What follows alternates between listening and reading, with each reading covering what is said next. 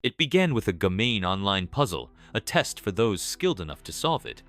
But some riddles are meant to stay unsolved. When young hacker Ethan Carter cracked the final code, he didn't win a prize, he uncovered a secret buried so deep it was never meant to be found.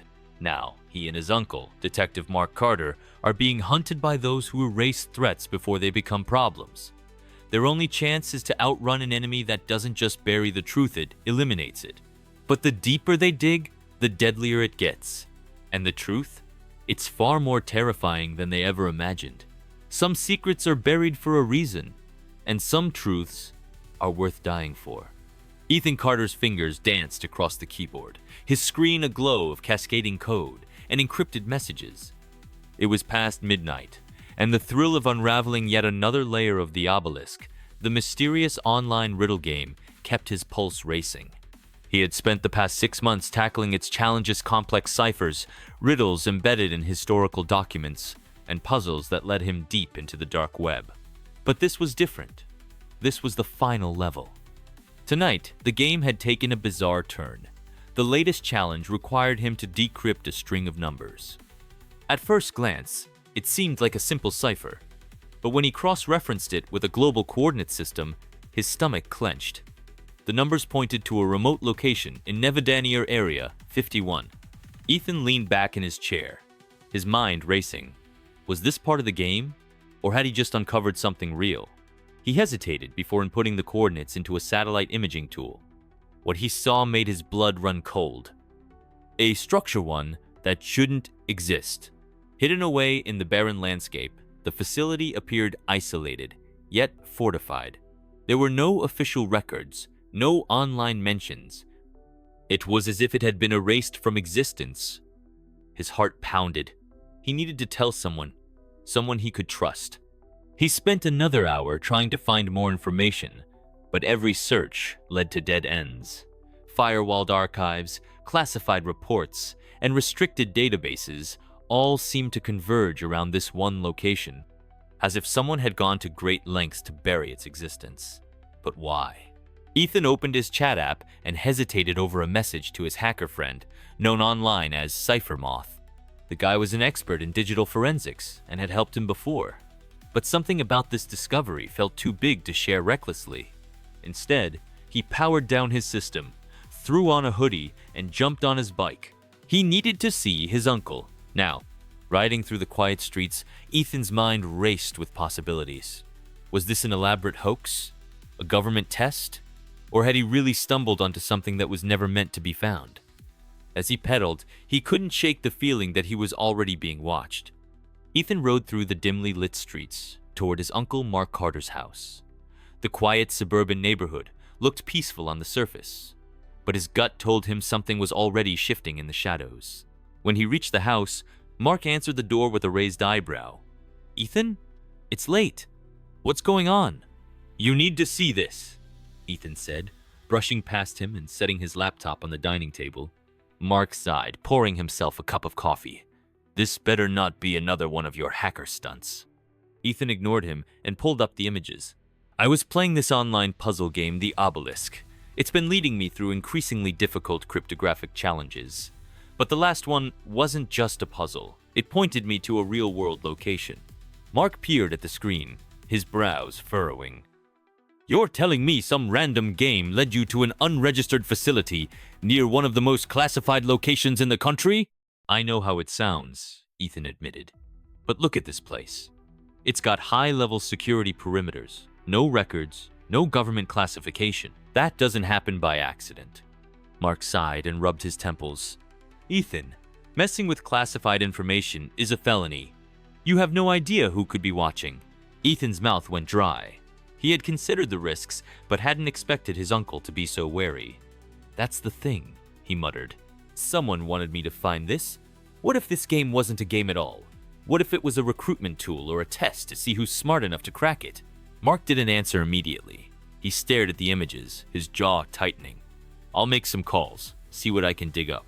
As they sat in tense silence, neither of them noticed the black SUV parked outside, nor the figure in the shadows, watching. Unbeknownst to them, a tiny red dot flickered on Ethan's laptop. an indication that somewhere was monitoring their conversation in real time. Ethan woke up to his phone, vibrating violently on his nightstand. A blocked number. His heart pounded as he hesitated, then answered, "Walk away, now." The line went dead. His blood ran cold. He jumped out of bed, heart hammering in his chest. His room was dark, the only illumination coming from the dim glow of his computer's standby light. He swallowed hard and crept to the window. Outside, the street was quiet, but a sinking feeling told him he was being watched. Frantic, he turned on his laptop, but before he could log in, an alert flashed on his screen: a remote access attempt. Someone was trying to break into his system.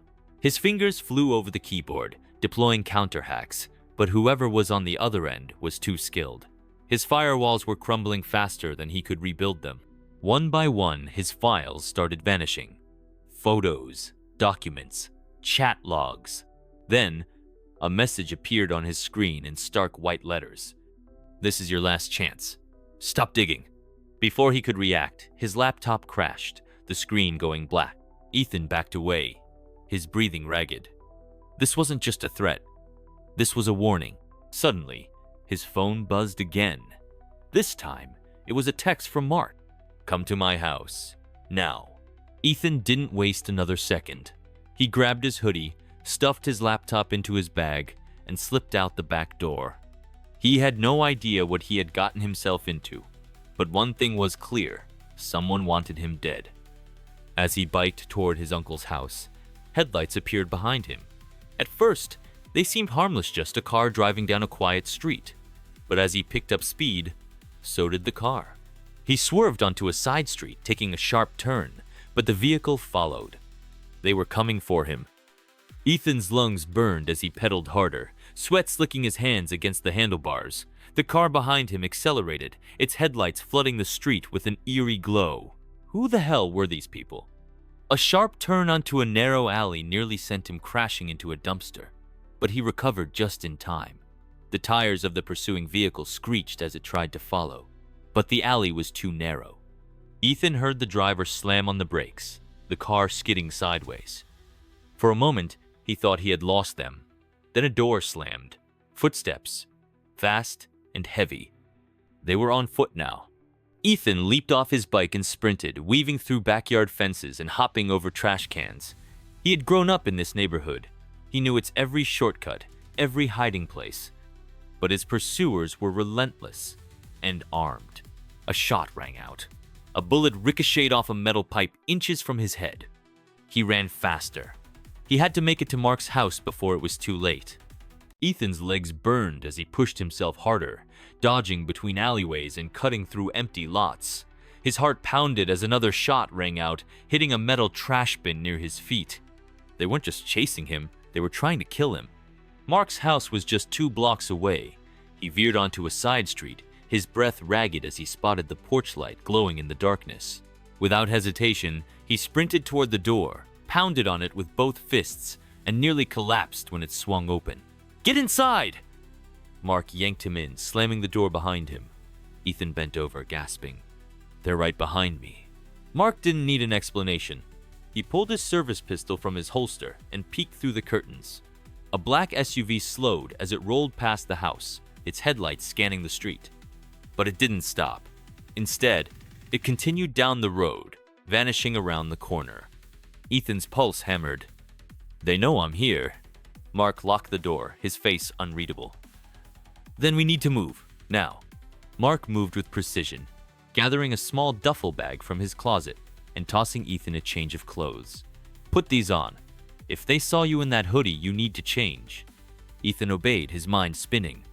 "Uncle Mark, what the hell is going on?" Mark sat down across from him, his expression grim. "Ethan, I don't know exactly what you uncovered, but these people aren't playing games. The moment you cracked that code, you stepped into something much bigger than you realize." Ethan exhaled sharply. "Then we need to figure out who they are." Mark nodded. "And we will. But first, we need to make sure we're not dead by morning." Mark wasted no time. He grabbed his jacket, a second pistol, and tossed Ethan a burner phone. "Leave your cell here. If they tracked you, they'll be watching it." Ethan hesitated. Who are these people? Mark's jaw clenched.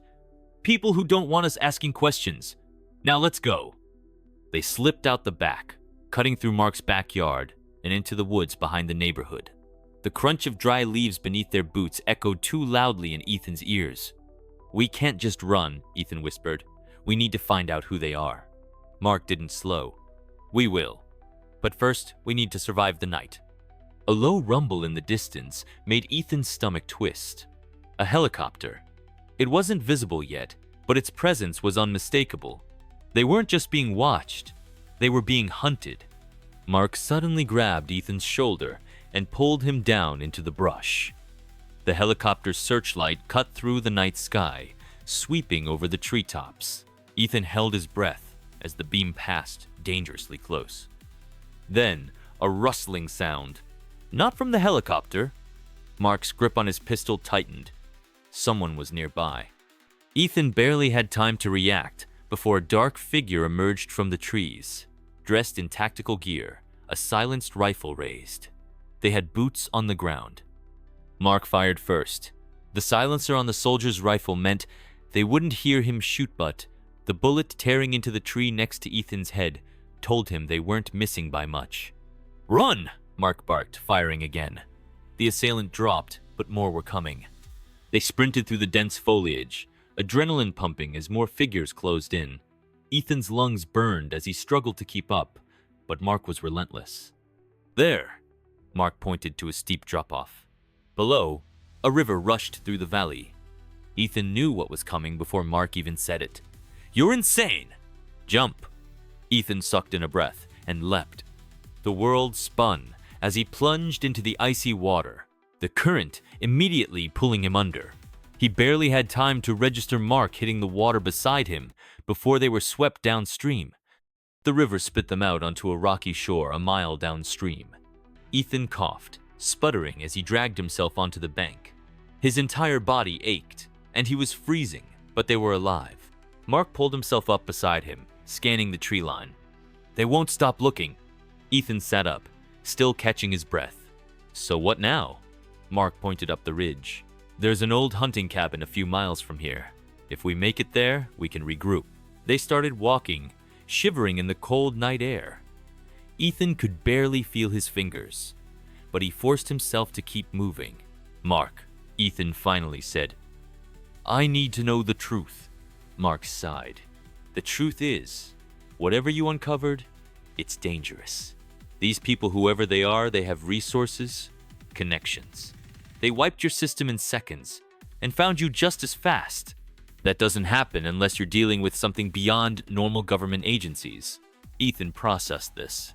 "Then it has to be connected to the coordinates." Mark nodded. "And that means we need to figure out what's out there before they find us again." They reached the cabin just before sunrise. It was old but sturdy, hidden deep in the woods. Mark forced the door open, and they stepped inside. Dust covered the wooden floor, and the air smelled of damp wood and age. Ethan wasted no time. He pulled out his laptop, the one he had kept hidden from any outside network. It wasn't much, but it had backups of everything he had discovered so far. Mark locked the door and checked the windows. "You have 1 hour, then we move again." Ethan nodded, already typing furiously. He wasn't just going to wait for answers, he was going to find them.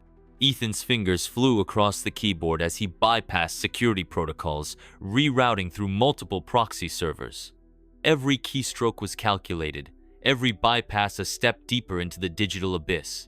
He wasn't just searching for answers anymore, he was waging war against an invisible enemy. Mark paced behind him, glancing at the windows. "We don't have much time." "I know," Ethan muttered, sweat forming at his brow. "I need to figure out who's running this operation."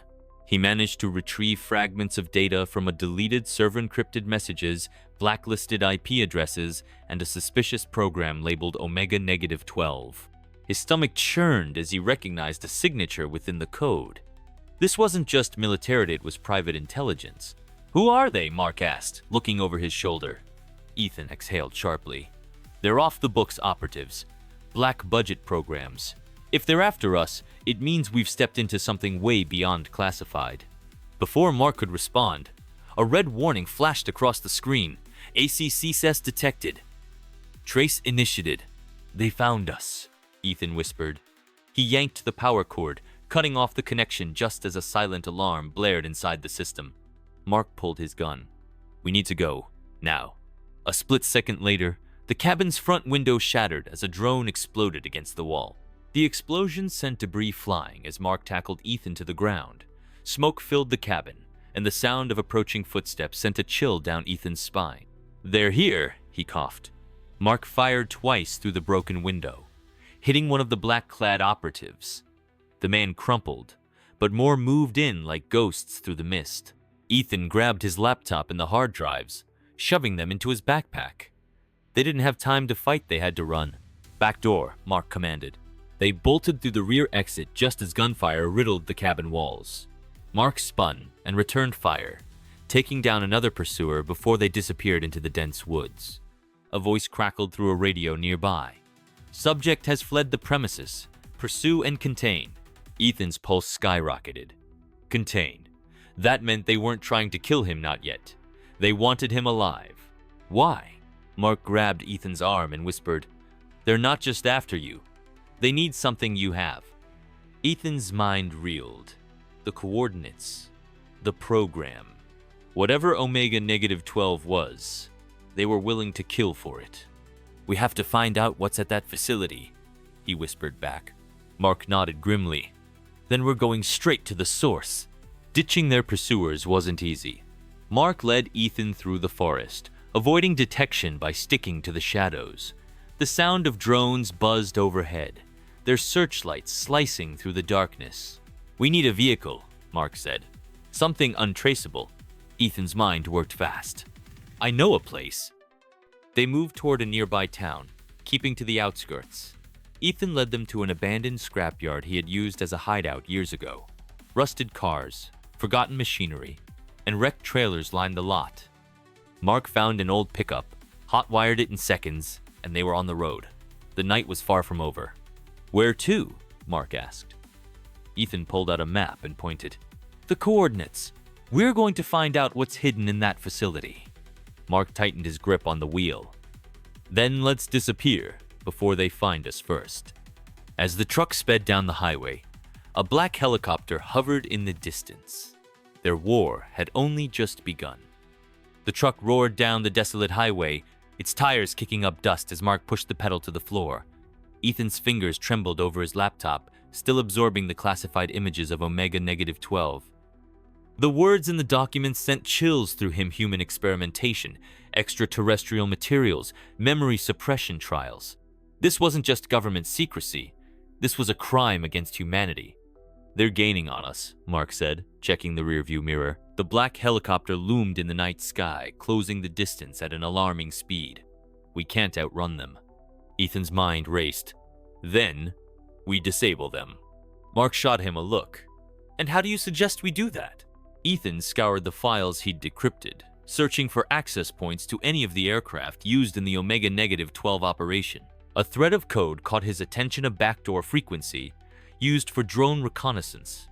If that helicopter's running on a similar encrypted channel, I can override it. Ethan's fingers flew across the keyboard, typing in rapid succession as he ran a signal intercept.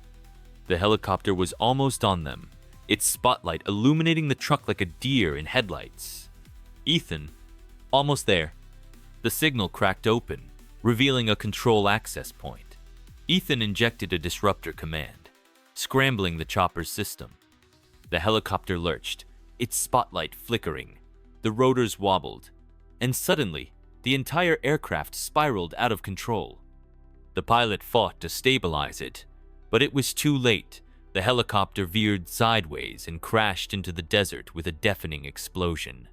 Ethan let out a breath, his hands shaking. I can't believe that worked. Mark smirked. Remind me never to underestimate you. But before they could celebrate, another threat emerged. 2 black SUVs appeared on the horizon, their headlights piercing through the dust cloud. They're not done, Mark muttered. And neither are we. Mark swerved the truck off the main road, veering onto an unmarked dirt path leading into the hills. They needed a place to regroup, fast. There's an old safe house up ahead, Mark said. I used it years ago for undercover ops. If we can get there, we might have a shot at figuring out our next move." Ethan nodded, gripping his laptop tightly. His mind was still spinning from what he had uncovered. "We're running out of time! Whatever's happening at that facility, we need to stop it!" Mark maneuvered the truck through the winding terrain, dodging rocky outcroppings as the SUVs trailed behind them. The safe house was a decrepit building buried within the hillside, barely visible from the road. Mark slammed the brakes, and they jumped out, racing toward the entrance. Mark disabled the alarm system and led Ethan inside. Dust coated every surface, but the structure was still intact.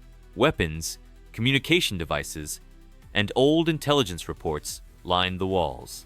Ethan wasted no time, setting up his laptop and reconnecting to the Omega-12 network. If they wanted answers, this was their last chance to get them before their enemies caught up. Outside, the SUVs came to a halt.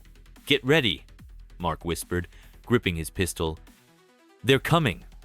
The first shot shattered the silence, a bullet embedding into the safe house's door. Mark fired back, ducking behind a reinforced steel counter. Ethan crouched low, his pulse hammering as more gunfire erupted. "They're not normal military," Mark said, glancing at their attackers. "These guys are professional, silent, efficient, lethal." Ethan kept working, hacking deeper into Omega-12's records. The moment he broke through another encrypted file, he nearly gasped. "Mark, they're not just after me because of the coordinates." Mark glanced over. "What do you mean?"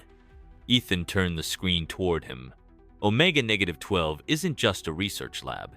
It's a containment facility. And whatever they're containing, it's not human. Mark's face hardened. "Then we need to get inside that facility before it's too late." But before they could make a move, a voice boomed through a speaker outside. "Ethan Carter. Detective Mark Carter. You have 5 minutes to surrender." Ethan's stomach twisted. The man on the speaker wasn't just a soldier. He was someone who knew them personally. Someone who had been watching all along. The real mastermind behind Omega-12 had just revealed himself. Ethan and Mark exchanged glances, their minds racing as the distorted voice echoed through the safe house's broken windows. Mark reloaded his weapon, his expression unreadable. Ethan clenched his fists, feeling the weight of the moment pressing down on him. The voice continued, calm but authoritative. "You've come too far. You were never meant to see this." Ethan stepped toward the window, adrenaline making his hands shake. "Who are you?" he shouted. A pause. Then, the response that made Ethan's blood run cold. "You already know, Ethan. Think back." A flood of memories surged through him as hacking exploits. The trails of breadcrumbs left in the darkest corners of the internet. The riddles leading to the Omega-12 coordinates. The game, the obelisk. "Cipher Moth," Ethan whispered. His voice barely carried over the crackling radio waves. The voice on the speaker chuckled. "I always knew you were the best, kid." Mark turned to Ethan. "Who the hell is Cipher Moth?" Ethan's breath hitched. "He's the guy who helped me become what I am today. A mentor. A ghost in the hacker world." He turned back toward the window. "And apparently, a liar." "I gave you the key," Cipher Moth said. "You were the only one smart enough to use it. And now, you need to stop before you get yourself killed." Ethan's jaw tightened. Not a chance. A long sigh came through the speaker. Then, the sound of gunfire erupted outside. "They're coming in," Mark growled. "We need to move." Bullets tore through the walls, forcing Mark and Ethan to duck behind cover. The safe house was supposed to be impenetrable, but against an army of elite operatives, it was only a matter of time before they were overwhelmed. Ethan's laptop flashed red. "They're jamming the signal. I can't get back into the Omega-12 servers."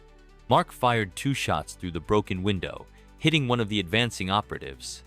"Then we don't have a choice, we fight our way out." A grenade was lobbed through the open window, landing a few feet from Ethan.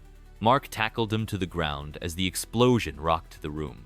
Dust and debris filled the air, but Mark pulled Ethan to his feet. "We're not dying here," Mark said. Ethan coughed, shaking off the dust. He yanked open a trapdoor leading to an underground tunnel system Mark had built years ago. "This way." They scrambled down into the darkness just as the operatives burst through the front door. The tunnel led them half a mile away from the safe house, emerging into an abandoned warehouse near a deserted industrial district. Mark hotwired an old delivery van, and they sped off into the night. "We can't keep running," Ethan said, his knuckles white against the dashboard. "We need to take the fight to them." Mark nodded. "You have a plan?"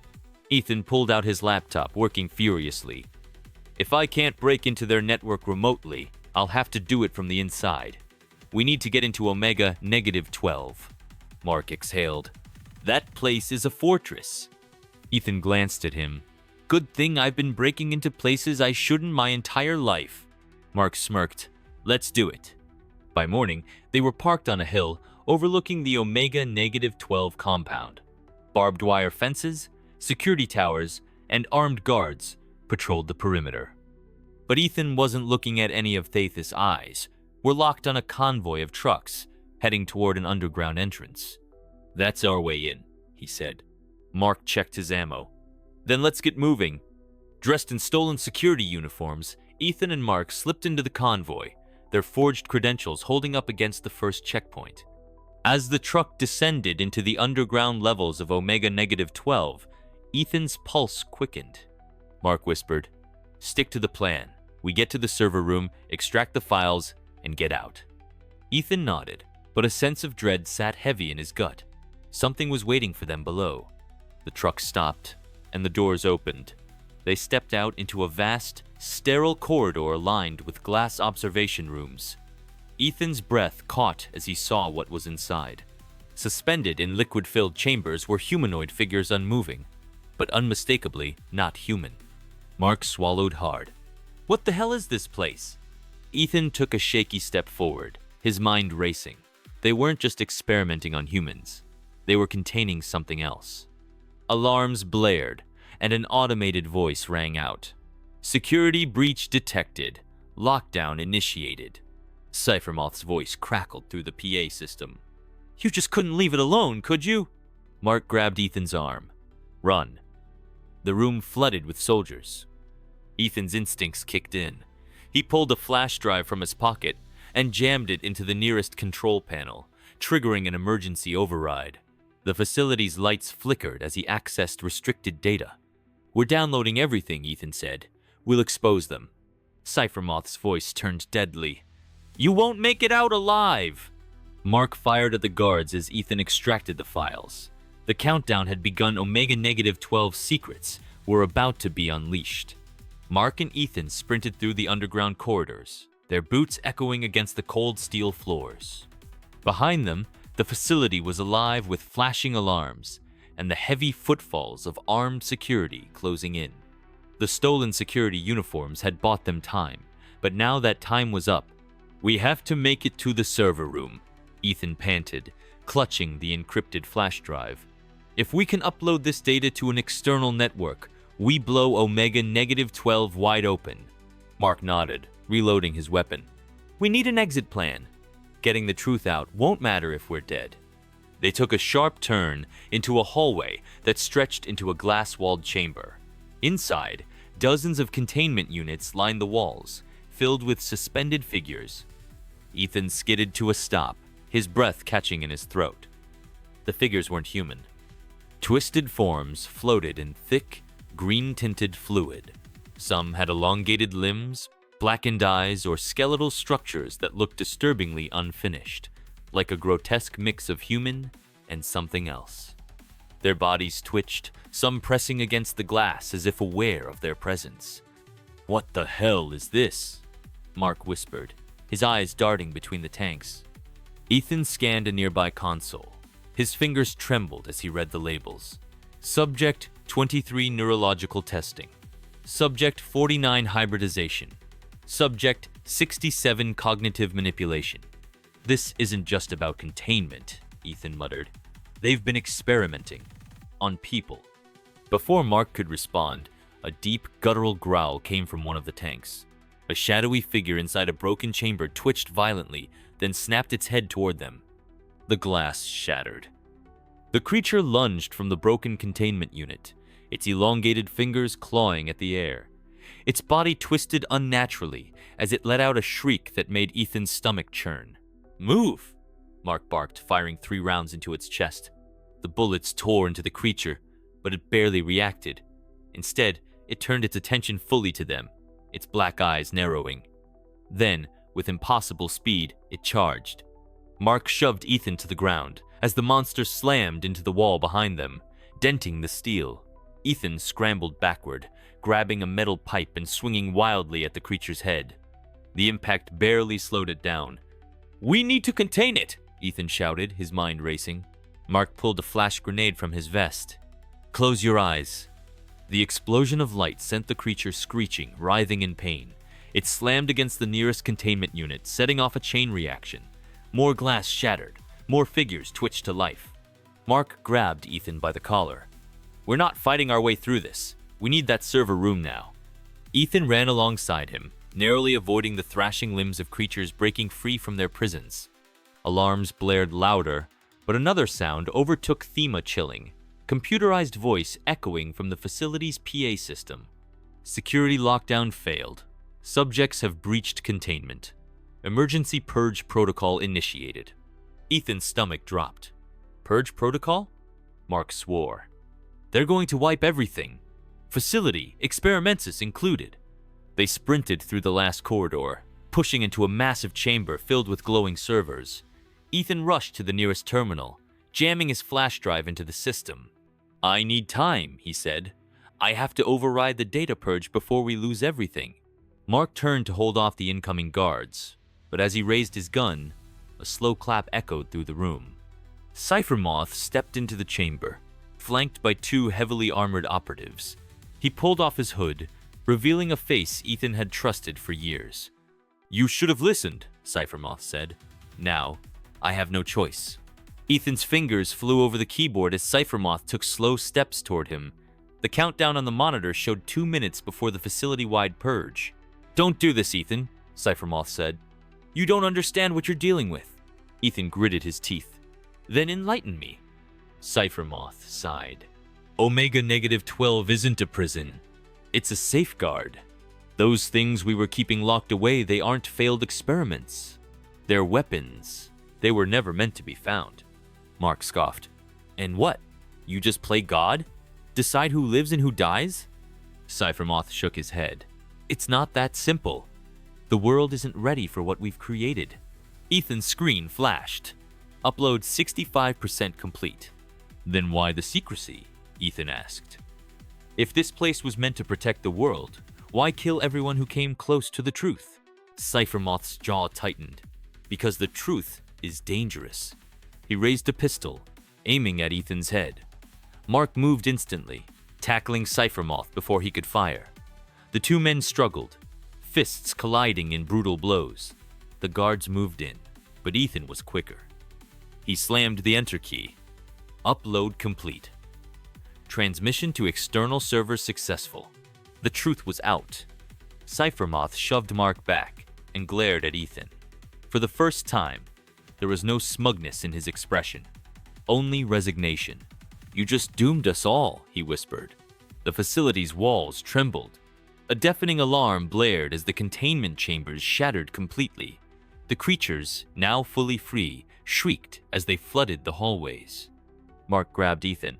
"We're leaving. Now." Cyphermoth didn't move. He just watched, his face unreadable. "Run while you can." Mark and Ethan sprinted toward the emergency exit as the facility collapsed around them. They barely made it to an escape tunnel, diving into a maintenance vehicle as the entire underground structure imploded. As the dust settled, Ethan stared at the laptop in his hands. The files had been uploaded to every major news outlet, independent journalist, and whistleblower organization across the globe. The world was about to learn the truth about Omega-12. Mark exhaled, gripping the steering wheel. "You did it, kid." Ethan didn't answer. His mind was still racing.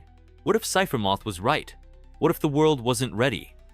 As the first emergency news broadcasts flashed on his screen, Ethan knew there was no turning back. The Shadow War had just begun,